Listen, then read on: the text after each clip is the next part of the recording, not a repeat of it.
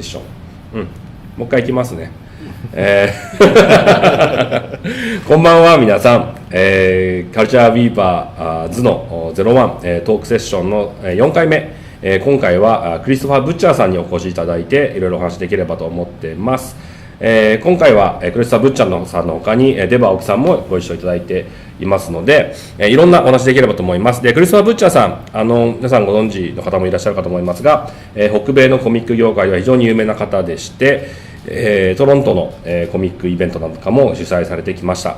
で、今なんと台湾に移住されているということで、そのあたり、どんなことが今発見されているのか、これからどんなことを考えていらっしゃるのか、いろいろお話聞けたらと思っています。それではよろしくお願いします。Can you introduce yourself at first? I'd be happy to. Thank you. Hi, my name is Christopher Butcher, and I've been working in the comics industry for a number of years. I don't know where to start, but I'm a consultant now who works with various companies in and around publishing manga in North America in English language, as well as sort of international comics collaborations between artists and illustrators. I am the co-founder of TCAF, which is the Toronto Comic Arts Festival, which was founded in Toronto and has about 25,000 attendees, 400 plus exhibitors every year. But the most important thing was that it was from 20 countries around the world. A lot of events in North America tend to be very focused on North America, and we worked really hard to bring cartoonists from around the world and to do like connections and things like that.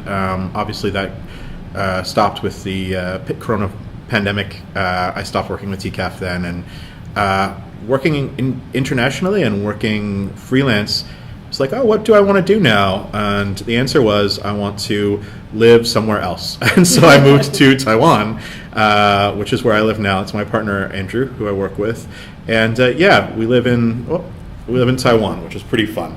I like it a great deal. And right now we're consulting for a number of companies. But today, I want to talk about just two of them. One of them is a company called Manga Classics, which is a division of UDON Entertainment. And another one is Mangasplaining and Mangasplaining Extra, which is a project I work on with Deb.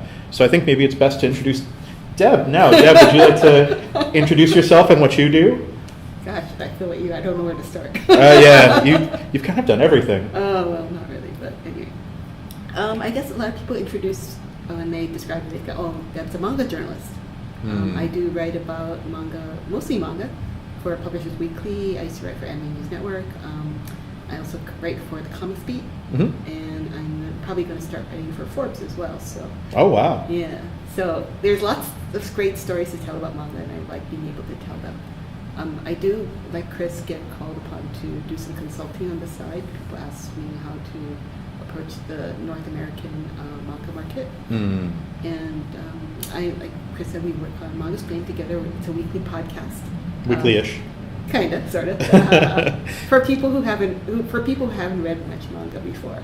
And there's four of us, along with Christopher and myself, and David Brothers, who is an editor of Viz Media, and I guess a gun club expert, and our friend Chip Zdarsky, who is a comics book creator. He did Sex Criminals for Image Comics. He's now currently working on Daredevil. And Batman. Yeah, he's writing two of the biggest books in the industry, and he's also doing a podcast about manga, because he hadn't read much manga before and felt like, oh, I should learn about this. So yeah, it's been delightful. So Mangasplaining, manga, and explaining together is what we're working on. But we also started sort of an offshoot company where we would publish manga weekly, and we'll talk about that a little bit later. So unless you have a specific question, I was just going to talk a little bit about Manga Classics first. Please. Okay. I'll make some configure. Okay. Yeah. So Manga Classics is, as I said, it's from Eric Ko from UDON Entertainment and his partner Andy, and whose last name I can't remember right now. I'm very sorry, Andy, if you're watching.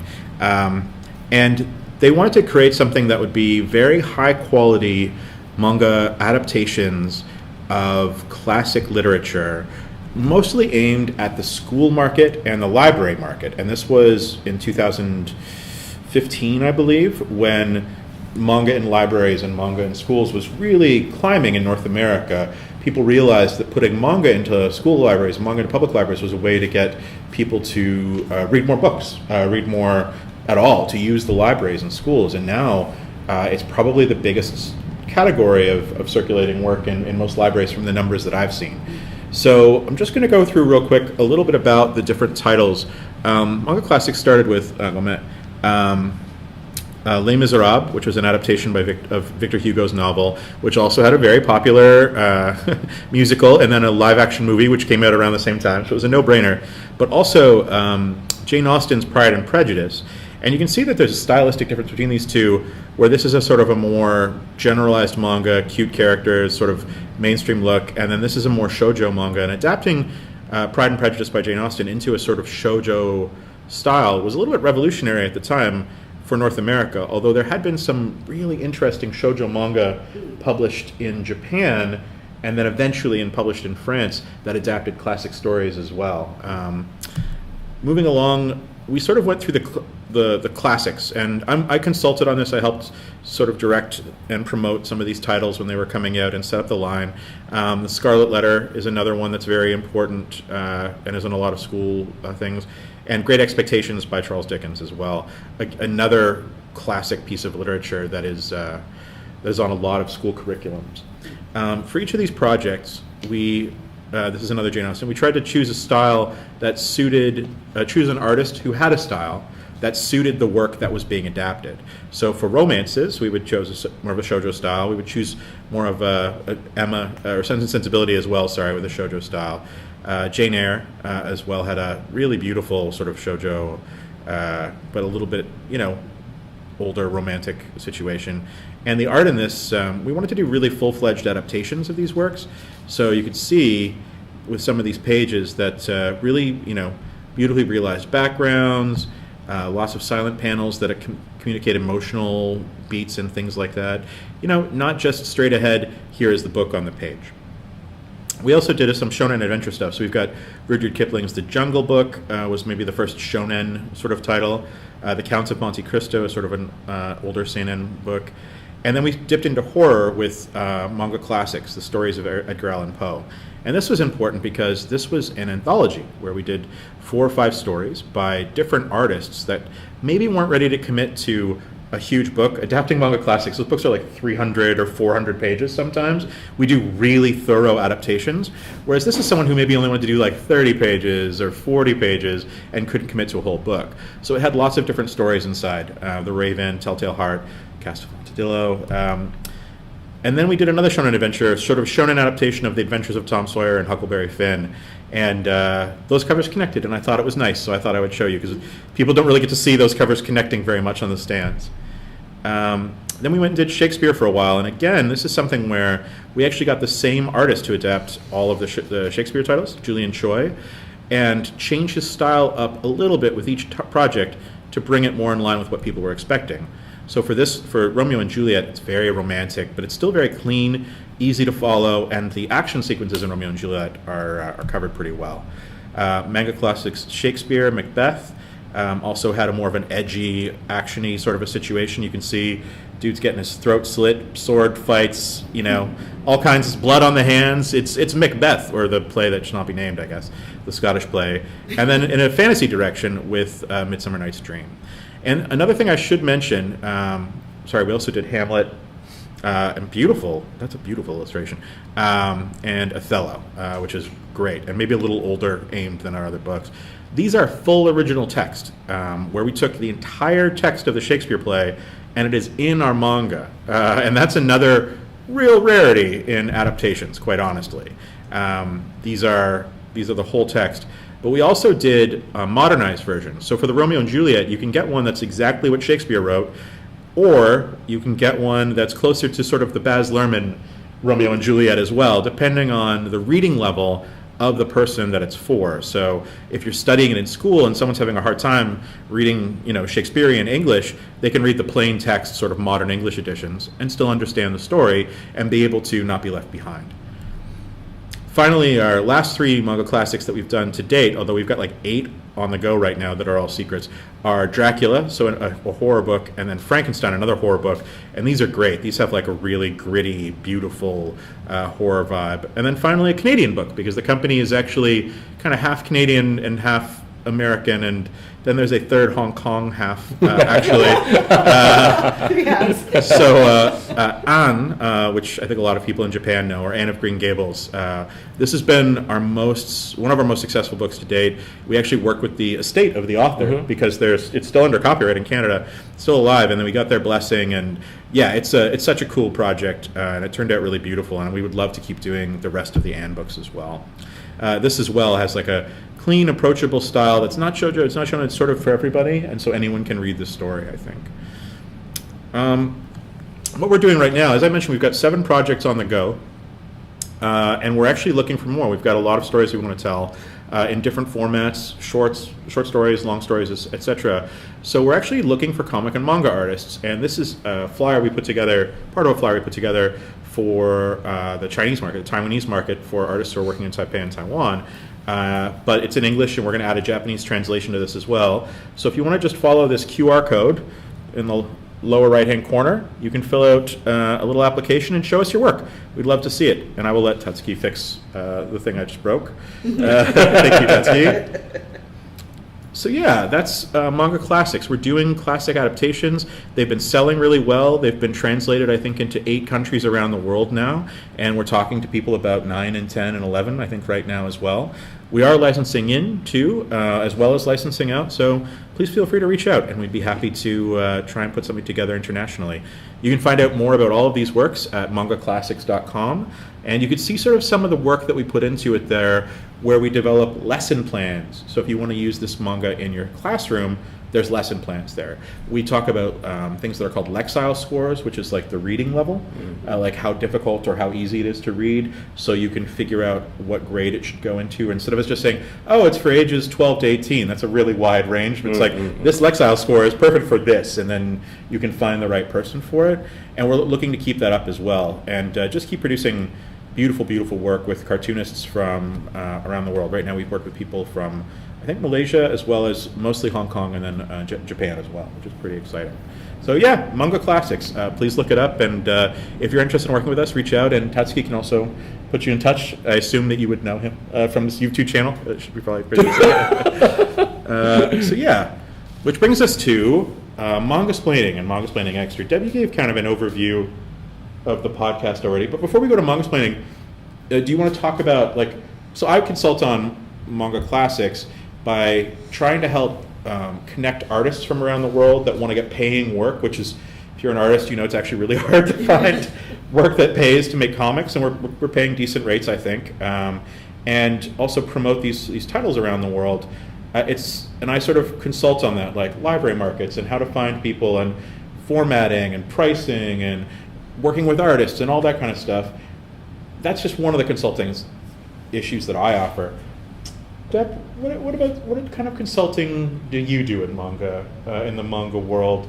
Obviously, we're under NDA sometimes, so we can't like say, here's what I did. But like generalities, what's something that you might want to share? Well, let's see. I think I can share the Unico project. Yeah, you're publicly involved with Unico. Yeah, I think so.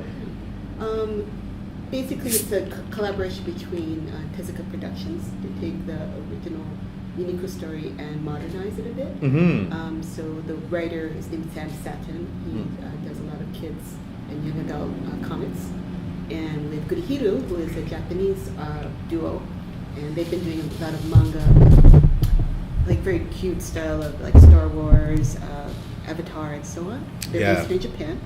So bringing those two people together to modernize Unico, which is about a unicorn, was published in like the late 70s, early 80s. By Tezuka Osamu. Yes. Originally for a Sanrio magazine called Lyrica. So it was kind of left unfinished. So what I did was introduce all these people together and say, then how about this artist? This artist would do a really great job with Unico, and like there's Gurihiru has a style that is both very Japanese and very appealing to Western readers. And it's so hard to find that middle ground. where the style is appealing and easy to understand, and but doesn't look super duper one way or the other. Like it's not so manga that Western readers can't understand it, and not so Western that Asian readers can't get into it. Yeah, something that's going to work in both markets is really tough. Yeah. It's one of the very fine lines to tread with manga classics as well, where if it goes to manga, honestly, the kids will love it, but kids aren't the ones who are always buying the books. Sometimes it's the parents or the educators or the libraries, the librarians. So striking a balance where kids look at it and where readers look at it and recognize, oh, this is manga. You know what I mean? Like, this is actually manga. But someone who's not familiar will go, oh, that's actually just really high quality illustration. That just looks really good. And it has little manga touches, but it's not, you know what I mean, like the most manga thing. And having to find the right artist who can pull off that style is huge. And Gudahiru is amazing. I mean, they've been doing so much work.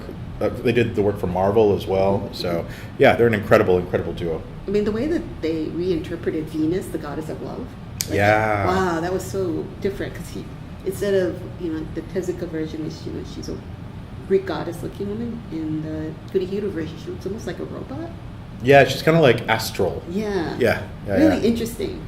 And we did an interview with the writer as well, Samuel Satin, on the podcast, Mangasplaining. You can find that it's Mangasplaining wherever there are podcasts. I'm showing the Apple Podcasts screen right now, but wherever there's podcasts, you can find the Mangasplaining podcast. But Apple, Spotify, Google, even Amazon has a podcast system apparently. But you can check out that Unico one, and we ran some preview pages as well, some exclusive preview art. So we're trying to do really interesting things there, where like you consulted on that project, and then it sort of moved along and it was getting announced, and it was like, well, let's put it on Mangasplaining, and we've got like an insight into that we can bring that's special. Right now, I can talk about it. I'm lettering a project, and the rate was very low because it's for an independent artist. But I said, oh, you know what? Keep your money because you're an independent artist. I want you to be successful.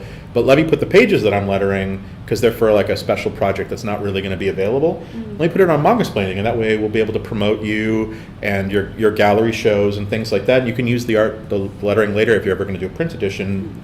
There's no charge. And that's like a way that I was able to take a consulting thing and a lettering thing and push it back into Mangasplaining and bring really interesting work from Japan into North America through sort of a side door. It's something that I learned a lot about from you, actually. Well, we're sitting in a gallery exhibit right now here in Tokyo that's full of international cartoonists. Yes. And you have worked either with the cartoonists or with their agents for years in many different capacities. Yep. And so you've brought all these people that you've worked with together into this one exhibit. Yes. And that's something one exhibit. Oh yeah, that's something that we're trying to do with the podcast, but also with Mangasplaining Extra, which is our publishing. Where we're doing the podcast, we're on episode 94, and we just recorded episode 100 the other day. Oh wow. We're way ahead on recording, which is good because we're both in Tokyo right now instead of being at home working on the podcast. But yeah, so we did that, and the publishing I want to talk about a little bit now, if that's cool. Okinawa. The city of Okinawa, which is maybe the island of Okinawa. This is the island. This is the city of Naha, island of Okinawa. I'm sorry, I'm jet lagged. But wait, I should be more jet lagged than you. You really should. Okinawa is a project that we've been working on, as well as a whole series of islands in the south of Japan, Ryukyu Kingdom. And it was a project that I was working on before Mangasplaining, before everything, that just got sidelined because of TCAF and because of coronavirus and stuff. And we found these really cool manga, not cool exactly in the way that maybe we usually use it, but like really important manga by this mangaka named Susumu Higa. And it's manga, half of it ran in Big Comics, Shogakukan in 1995. And it was collected in a tankobon. It was eventually printed in France, but never in English. And then the other manga, the other half of it, sort of ran in bits and pieces in AX magazine, the successor to Garo, in 2010. But was, again, collected by Seinen Kokeisha but never published in English. And it showed two very different versions of Okinawa. One was the past during World War II, Second World War, where it was the Ryukyu people, the Okinawan people were just besieged on both sides, both by Japanese soldiers in the U.S. And then modern day, where they're still besieged by the U.S. and Japanese, government and things like that. And it's people who are just trying to live their lives, who have their own spirituality in their own life. And it was a really powerful book that talked about people's lives in a way that I think people around the world need to learn about. It's why art from around the world is so exciting to me, because you get to see people's stories and like, how can I help them tell their stories and find a new audience, people who will understand them. So we went to Okinawa and we met with this is one of the illustrations. The war was not great, to say it lightly. But then, we went to Okinawa, we saw Naha, but we saw this really important, beautiful island as part of the Ryukyu indigenous religion that you can view from one sacred site, looking through the trees, and you can see this island. Oh, wow. I'm sorry, our notes are kind of all over the place. We had some technical difficulties, but I'll put the name in the description below of this YouTube video. But we found these books and we're like, we want to publish them. So we went and we met with the author, Susumu Higa, in Okinawa, and he gave us his blessing, which is really kind. We were really enthusiastic, and I think he responded to that. This is Higa Sensei. Oh, is that what he looks like? Wow. Yeah. This is actually one of the photos that's going to be in the book. And so this is where the culture weaving part of it comes in. Culture weaving. Yeah. The good words. Yes. So we took these. This is the, on the left, it's the Japanese first printing, the French first printing of the first book, and then the Japanese first printing of the second book, and the French first printing of the second book, Mabui and Soledad de Sab. And we combined them into one book. And it's huge. And it's called Okinawa. And it's coming out in August. It's our first publishing project from MSX, from Explaining Extra. And I wanted to show it's superimposed here over top of the illustration it's from. And we did the cover to sort of look like fireworks, because Okinawa is known in Japan as a beach destination, as like a happy-go-lucky kind of everyone goes to the beach in Okinawa and doesn't really think about it otherwise. And so the book cover looks like fireworks, but as you see on the inside front cover and in the book itself, those are bombs falling in World War II. So we wanted to show the depth of experiences and say that Okinawa is about many things at once, at the same time. But also, this is I'll go back to that in a sec, but this is the comparison between the English and Japanese covers. And for us, if we had put out the first cover or the second cover, it would have been, these are great covers in Japan, and these books actually are multi-award winning books here, and in France. But we wanted something that would change how the work was perceived. In North America, adult comics for adults, for an adult audience, generally have more designy covers, like more design-oriented covers, and fewer illustrations. And we were worried that if we used the original covers, which we like quite a bit, it would be too much of one thing. Like putting a Japanese imperial soldier on the cover of a book makes that book for a very specific audience. Putting, something on the cover of a book that looks like a mushroom cloud, but is actually, there's a very specific kind of clouds in Okinawa that rain straight down and you can see it from a distance. It's really interesting. But putting that on the cover of a manga also has a very specific connotation. So we wanted a cover that could be more interpreted, that left a lot of room for the person who came to the cover to project themselves into it, to give it space. And you'll see that a lot of Japanese books that are for grown-ups have very different covers when they're brought to North America.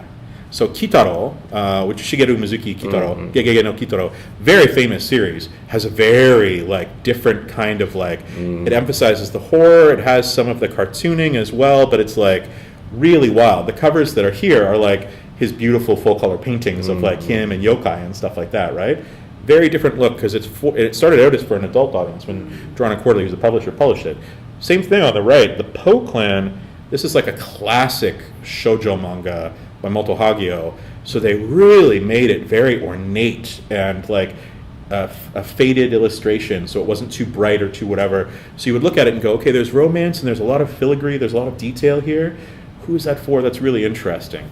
So there's a history of these books being changed, and knowing how a work from Japan is going to be received in North America and changing it to fit to make it as successful as possible is culture weaving. That's huge, and that's a big part of the consulting that Deb and I do with all of our all of our clients. Is like, what you're doing works in Japan, obviously, because it's very famous or very successful. How is it going to land in North America? You have readers or customers who may not have that knowledge. Yeah, absolutely. You know, like with Kitaro, for example, he's beloved. Yeah. He's as well known as, say, Mickey Mouse or Superman, you know, in Japan. And Mizuki Sensei has had numerous movies, books about his life. Yeah, live action drama about Mizuki Sensei. And so he's kind of a household name, like Tezuka-san. But in North America, Kitaro only came out maybe about 5 or 10 years ago. Yeah, and even then there was a lot of work to introduce him as an important cartoonist. Oh, I can say now, because it's a long way, but Osamu Tezuka Osamu, who's the most famous cartoonist, god of manga in Japan, there was a lot of worry about his works in North America for a time, because Osamu is very close, when it's written in Romaji, to Osama. Oh. And they felt like people would be like, what's this Osama book that my kid's reading? Like, because 9/11 had happened, and there was serious discussions at manga companies about how to handle their books that had Osamu Tezuka written on the cover, because people were so up in arms and so angry and agitated about 9/11. Like, there are real cultural differences between countries, and it becomes very important to try and see those before they happen and give your best advice about how to overcome them and help everyone. We want to help with the Japanese license holders and IP holders to have their works international, because these are great works. Everyone should read these, right? But also, we want to make sure that when things get licensed, they're treated respectfully, they're found in the right way by their current audience. So yeah, I think we did okay so far. Our book's out in August, but I can say here, we just got our first review. It's down at the bottom. There's a lot of potential for this to be taught in high school and university classes as an examination of war, occupation, and tradition. Higa's monumental work sits firmly along such other notable ruminations on history as Keiji Nakazawa's Barefoot Gen, Shigeru Mizuki's Showa, Art Spiegelman's Mouse, and Marjan Satrapi's Persepolis. Yep. Like, that's the best. That's a starred review from Booklist. Like, that's huge.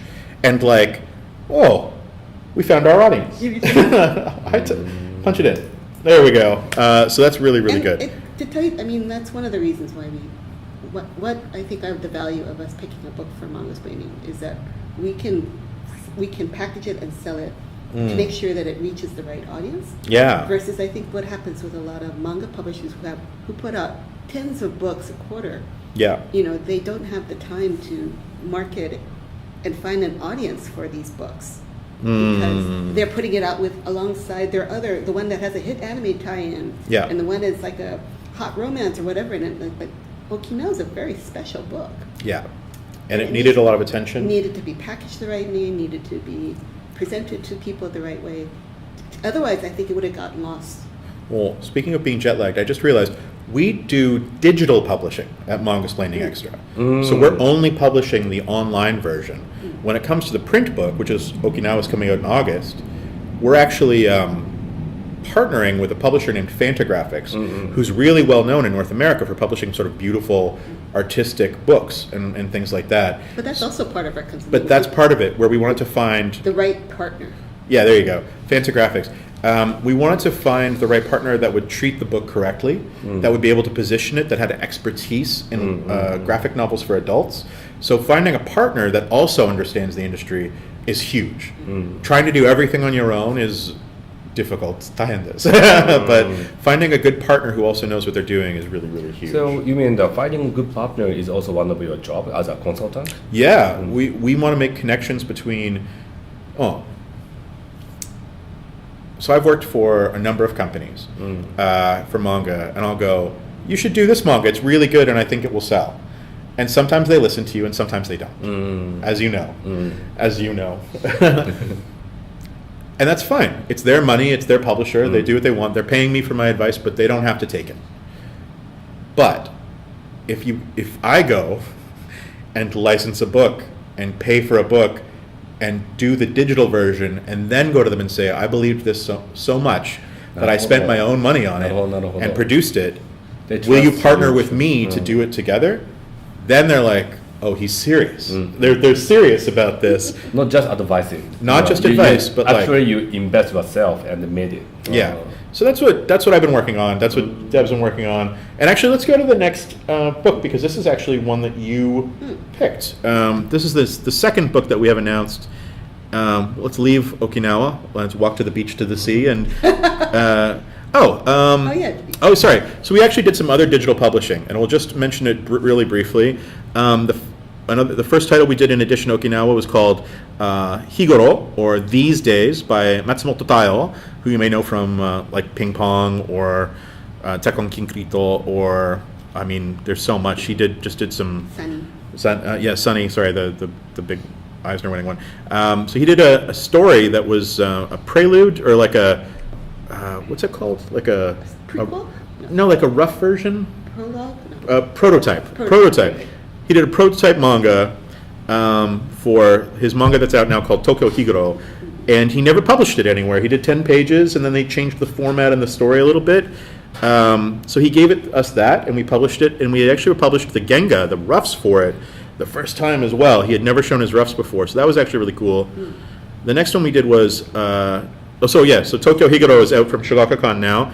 Go buy it, it's really, really good. We did a book with Ken Nimura, who's a Japanese-Spanish cartoonist, called Spicy Tuna, and you can read that online.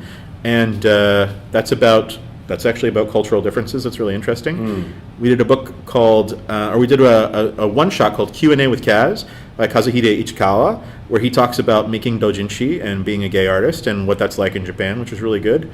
And then we went to our next project. And Deb, do you want to talk a little bit about this one? Sure. This is Giga Town. Giga referring to the Choju Giga, which is a famous scroll, which is, I guess it's kind of considered the precursor of manga. Yeah.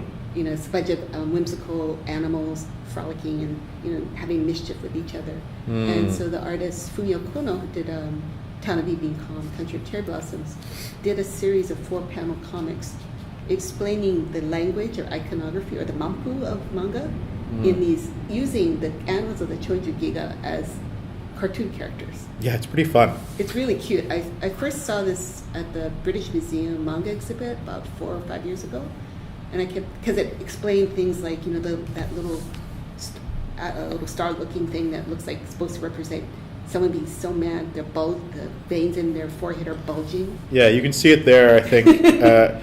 So yeah, she would do these, like, she would show these, they're called mampu, like little manga symbols, and explain what they are, and then do a comic in which they're used to sort of give a reference. And she did this for like 150 mampu in this book.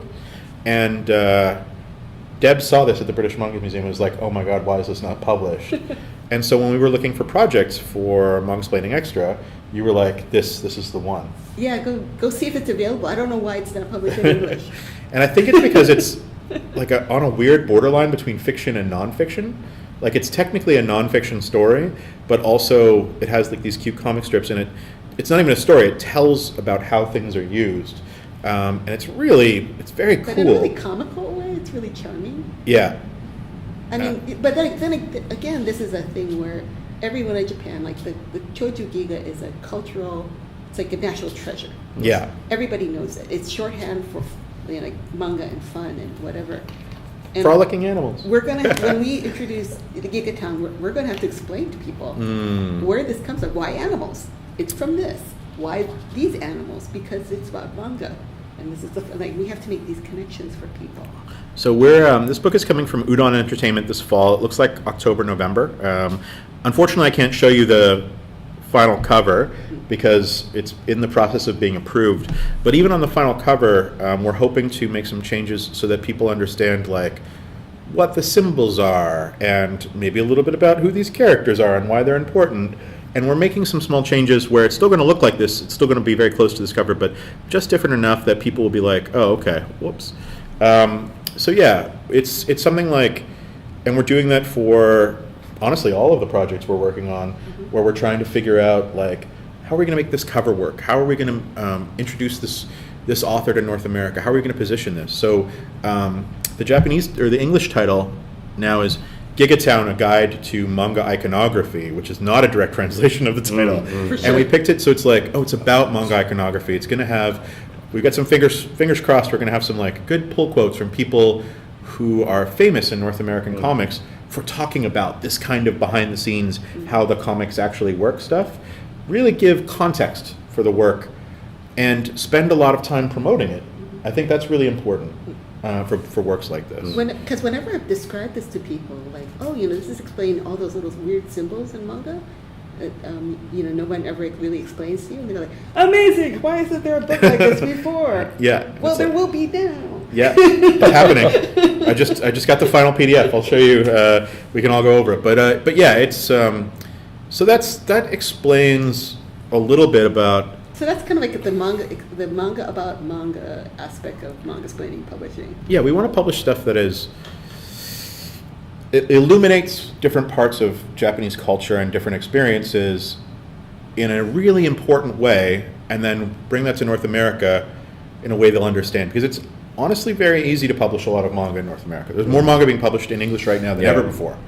But finding something that brings something new to the table and is still really interesting, like is still a success in the market, is tough. It really is. So finding that is going to be really difficult. So we've actually got, I won't name any of these, but these are our next 3 projects as well. And you can see they're very different stylistically from each other and the stuff we've already published. And the next 3 after that are different again. And we're going to try and bring something different to the table with each project, something that people haven't seen before. And I think that's going to be really cool. I think that it's what we're excited about. Deb and I, Andrew, are editing the projects, working with different partners each time. How can you find the new aspect or new titles which not have? How do you find new titles? Because I just spend a lot of time hanging out in and also some manga stores. Yeah, also there's some topics in your podcast. It's also how did you choose that, or how did you decide this time this topic, and at the same time, same as the title of the manga, which you will translate and publish. Well, I guess because of the chemistry of the 4 of us, right? It's you, me, David, and Chip. We all have different points of view. Yeah. And then we're all good friends, so we can be really. Because we can laugh and joke with each other. We can be very honest with each other. A lot of times, I think what's unique about what we talk about on Manga Spinning is that we bring a lot of our personal experiences. Yeah, a lot of life experience goes into a weird amount of life experience, actually, and sharing goes into our podcast that's about manga. Where sometimes I forget people are listening. Yeah, a little bit. But so when we started, Chip is famous, and he writes Batman and Daredevil and Guardians of the Galaxy and all that kind of stuff. His only experience, he had never read a manga, I think a full manga before, except for he had a friend who worked in the studio with him that was drawing with him, who'd be like, you got to read this, it's really good. And he'd read a little bit of it and be like, oh yeah, that's pretty good. It would be like a chapter of Lone Wolf and Cub, or he hadn't read Akira, but he'd read one of the volumes of Uzumaki. Oh, right. Just at random. Just oh yeah, that was really cool, and I hadn't read anything like that, but it didn't really hold a place. But for him, the stuff that he remembered it was Japanese culture was from when he was really little, so he would watch Star Blazers, which is Gatchaman? No, Battleship Yamato. Yeah, Space Battleship Yamato. Yeah, so he would watch Yamato and be like, yeah, this is awesome, space whatever, this is where I want to be, and got into a lot of, that kind of comic stuff, but never put it together and never read the manga. For us, we all sort of introduced, you read manga when you were very young, because growing up in Hawaii, right? Deb would read shoujo manga from a very young age. I discovered it when I was a teenager in the 80s, so a long time ago. Maybe, let's say 90s. Most people in America get into manga through anime. Yeah. And that's how it happened for me, for sure. And so we all had, we're all different ages, like we're all like about 5 to 10 years apart from each other. So we all have different cultural touchstones. And so we just sort of bring the things that we're interested in. And we're also, Deb and David and I are also kind of experts in manga. Like David's an editor, I'm editing books. Deb is like the original manga journalist in America. And so we all just sort of have had to answer the question a million times in our life. I want to read more manga, but I don't know where to start. Like, where should we start? And that's like what the podcast was. It was like Chip was like, all right, tell me what to read. And so we all sort of agreed Akira. You got to start with Akira. As a superhero fan, it's going to blow your mind. Otomo Sensei is so good at drawing. And then we sort of went from there. So it went like Otomo, and then we went to like Kyoko Kozaki, like hard shoujo and josei from like the early 90s. And then we went to like Delicious in Dungeon, what's it called? Dungeon Meshi. Dungeon Meshi. And it's like, that's a whole other side story. And tried to show that there's so much to manga. And that's because that's what we believe. But if you look at the sales charts in North America, manga is exactly just shonen adventure and the occasional seinen title. That's true in France too. And France, yeah, and actually everywhere, really. So for us, we really want to we're interested in lots of different things. We're grown-ups, like when we're not reading comics, we're watching TV shows or movies or webtoons or whatever, which all have all these different ideas. And so we wanted to bring that to the podcast. And then when we got investment to publish a little bit, it was like, let's do something that no one's doing. We pitched that idea, and they were like, yeah, that's great. Our investors were super happy with it, which is weird, actually.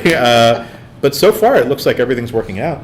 That's nice. Even in Japan, many people try to do podcasting and then using some manga topic or anime topic, but it's not easy for everyone to do that big, famous, popular. But you get succeeded, and then you already have a certain sort of subscribers, and then you can start the new business like publishing. Well, that's him. No, what is the key point? I would have been left to my own devices. But you're very much a mover. So for the first, it's weird. What do I want to say? I will say if it's secret, you don't have to. It's not secret. It's more like there's a difference between I took 2 consulting jobs. The first one, I was asked to imagine a line of manga for adults in North America for a publisher who wasn't publishing manga yet. And I did that, and I got paid, and it's fine. But they didn't go ahead with it because Corona. So I had a ton of research I had done. I had like 50 titles that I thought these would be hugely successful in North America. And then someone came to me and said, do you want to publish manga in North America for us? And I was like, yes. And they invested in Manga Spending Extra. And so I already had some titles put aside. But bringing Deb in was really important because I've got my tastes as well. But like Deb has hers. So Deb was like Gigatown and actually had 2 or 3 really interesting nonfiction, like historical titles as well. Unfortunately, they were not. That's the second part of it is, what do you want to do and what is available to you? So when we started out, we went to Okinawa and met the artist who had the rights himself and said, we want to do this. We really believe in it. Can we do it? And he said, sure, okay. This is weird, but yes. And so we worked with him directly and paid him directly and licensed directly. And then once we had that license, we could go to another publisher that was doing really interesting work, but wasn't like Shogakukan or Shueisha or Kodansha and say, we're really interested in this. We're doing this person has trusted us, we've worked with this artist that you've worked with before, can we try? And sometimes it works, and sometimes we got turned down, and sometimes different things happen, unfortunately. There's some books that I think we both want to go back and try again once we've got 4 or 5 books out and be like, okay, we've done 5 successful books now, can we please do this one? But it's a long game, and Corona did not make things go faster, made things go very slow, and things just take time. The 3 books that I showed 1 page of each one of those took more took almost 2 years to get from when we asked to just having the license confirmed, let alone the books haven't come out yet. Like the serialization for I think all 3 of them starts next month. We haven't even announced it yet. So it's like difficult. It's if you're going to license work, you either have to be sitting on a huge bunch of IP already, like you're working with a publisher already, or you need to be so passionate. You need to be really believe in what, like, even one of the books we didn't show is the one that is the one of, or the 2 of the books that you're working on. Like, they're books that, like, you love the authors, you love the story, you love the subject matter, and you have many full-time jobs through consulting and freelance and whatever right now, but you love those so much that you want to work on them. It's the same thing for me. The projects that I'm taking on are things that I love, and so when we approach a licensor and you've got that passion, they sense it. But it still means that you're going to have to do a lot of work, a lot. Even with partners, even with good people. Our translators are awesome. All the translators we work with are amazing so far, and I think really we've done respected.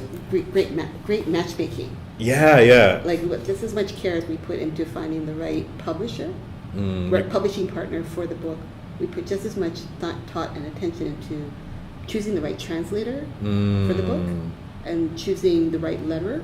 Yeah. For this, like one of the projects we're working on, we actually sought out the letterer who did the work in France. Yeah. Because we thought they did such a fantastic job. Because the work that we're doing, lettering, the original work is hand lettered. Yeah. In a really special way, and if you put in machine lettering into that, you lose some of that feeling. Yeah. And I think a lot of, if you're a manga publisher that just wants to get stuff up there, you're like, well, that's lovely, but that's expensive. That takes time. We can't be bothered. The other thing is, once we've licensed one book, we are approached usually by the same people. If it's a company, and say, do you want all these as well? Because we trust you now. And it's like, we would never take on a project we didn't think we could do a good job on. And I think a lot of publishers in North America, but also in France and even Taipei, when they're doing international licensing, maybe get approached to do books that are not in their specialty. So I think that's huge too, is knowing what project, because like we said, you're going to work really hard. You're going to work really hard on these books.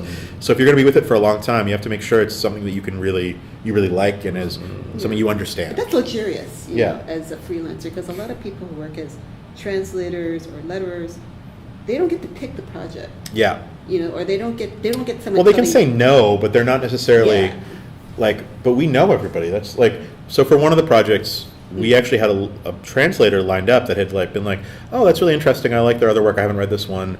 Yeah, that might be good. And then in the middle of it, we found another translator who's like, I've already translated the first volume just for myself for fun. I love this book more than anything. And it was like, maybe we should work with this guy. And we worked it out between the 2 translators and moved him onto a different project. But it's finding passion. I feel that same things. Because I also work as the consultant and advisor of several Japanese manga publishers and also other companies in Japan. So that's a consultant advisor. So I utilize my skill or knowledge, but that's the I just support what they want to do. Yes, that's not what I want to do. Right? I can, but I just I can enjoy. But that's not my life. The feeling like this, I support your life. And that's also I can share the happiness with you. Something like that. But this exhibition actually I don't have to do that, because it's an investment and I'm very tired. So this exhibition, starting from the Saturday and ending the next Sunday. Oh, really? So I do not have 2 times weekend. I lose. That, all your personal time is gone.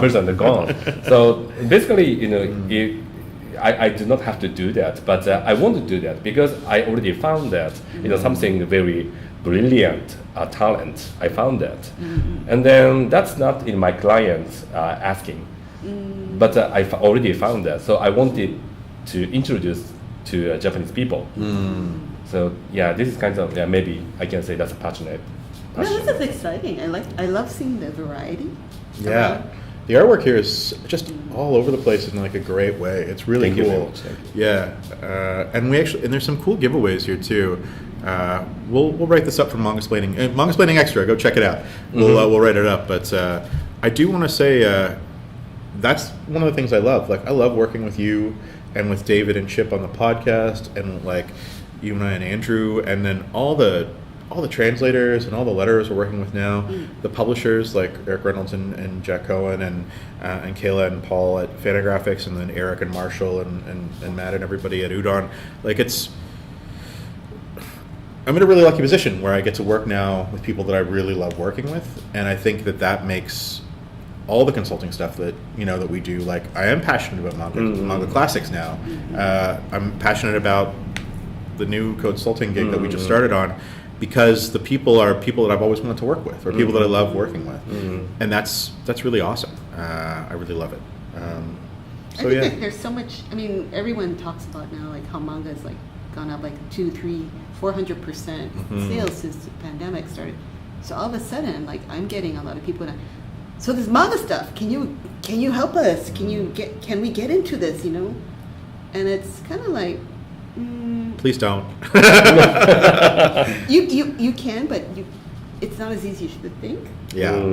And maybe, I guess one thing that I've started, because I started reading more webtoons, and like you in Taiwan now, and I'm seeing just the huge wealth of talent out there. Yeah. Interesting storytelling, fresh ways of looking at the world. I was looking at the Woshibai book from Toronto Quarterly. Woshibai? I don't know. Oh, like 20 kilometers per hour. Okay. Yeah, it's really neat. They have some. I bought the little mini comics at Popotame. Oh. Really great stuff. Oh. I think he's from Hong Kong. Oh, okay.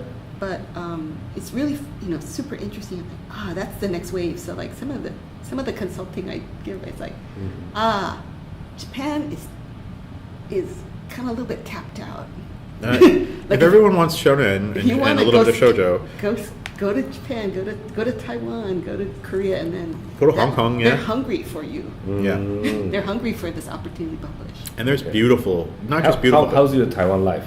I don't even speak any Mandarin, so it's actually really hard. But I was wondering. Sorry, the comics part of it is really hard. And everyone, I'm working with Dala Publishing right now on the project, and they're lovely. Actually, like they all speak good English, and our Aho-san and Vanilla, who's at Locus, and everyone's been really kind and helped us put together. We're going to do a Taiwanese comic. Actually, it was one of the comics we showed on the last page, and it's frustrating because I go to bookstores and there's so much interesting work there, like really cool Taiwanese comics that I cannot read.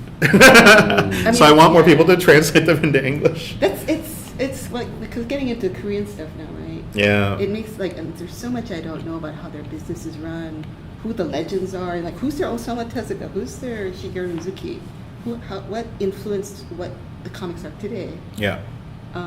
Why are they mostly digital? And I know why, but it was like, whoa, okay. Because it was all the economic things that happened. Yeah, Korea's market diverged really hard from Japan's, even though they were very, very similar for a long time because of the economy in South Korea. So there's so much I don't know about it, and so I'm curious. I'm always asking, why is it like this and why is it like that? And then it makes me realize, that's what people come to me for manga. Yeah, because they're like, why is it like this and why is it like that? I feel like when we're together, I ask you questions, or when I saw Aho, I was asking him questions, and it was just like. At a certain point, they're going to get annoyed at me because I just keep asking really basic questions that are like, everyone should know this already. And it's like, oh, sorry. But there's so much you don't know, right? Yeah. That's the best part about it, though, is going somewhere and it's like, there's just so much you don't know, and you get to learn. You get to just experience it. It's awesome. Like basic stuff, right? Like, like in America, we go like, whoa, DC Marvel Image. That means something. Yeah. But it means very little overseas. Means nothing here. Or if I go to tell when I'm talking to people wanting to get into publishing manga, like I talked to this guy doing a digital manga app, digital comics app.